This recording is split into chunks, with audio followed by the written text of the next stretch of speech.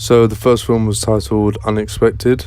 A quick summary of our story was we had a guy who woke up and was quite obviously in solitude, completely alone, and we really tried to make a huge example of this throughout the short, and then at the end the unexpected part was that he actually had a friend.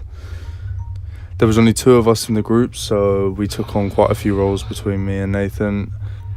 When me and Nathan first came up with the film idea, the one film that I kind of wanted to emulate, considering we were focusing a lot on loneliness, was Taxi Driver by Martin Scorsese. There's a lot of scenes in Taxi Driver where De Niro's character is his loneliness is really made an example of throughout the shots, and I wanted to try and use the techniques that Martin Scorsese had used in this film to try and create a sense of loneliness, a sense of solitude.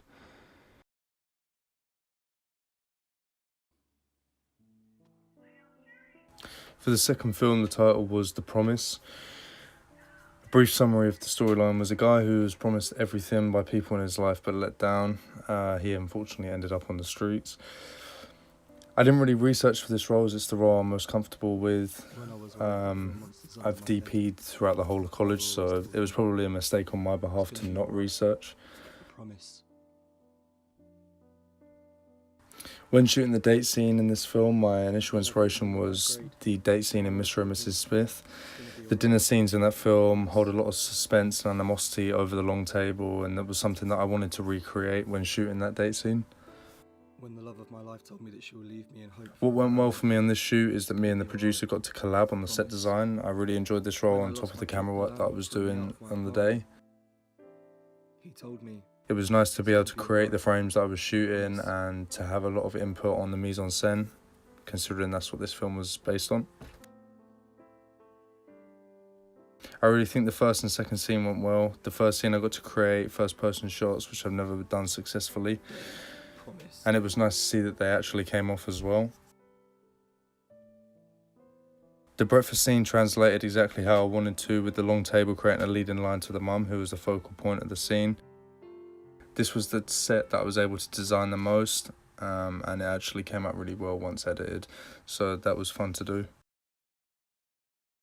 Next time I would definitely like to storyboard with the director or to be in their presence as they did it. It would definitely help to create a better understanding of what the director's vision is of the film.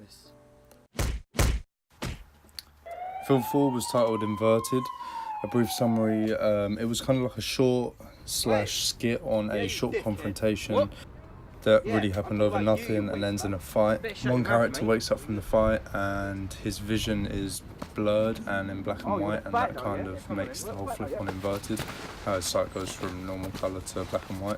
In this film, my role was editor. Preparing for this role was quite easy. I logged all the footage and ordered it for my ease. I wanted to try and create many fight scenes when I found out that the director wanted to visualise a fight.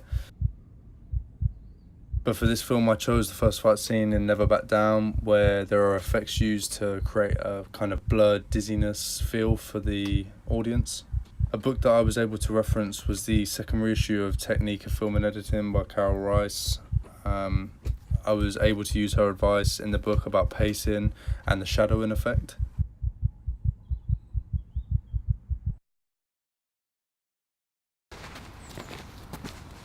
What went well with my role was my use of opacity shadowing and creating my own lumetri scope instead of using a preset, which I've never done before.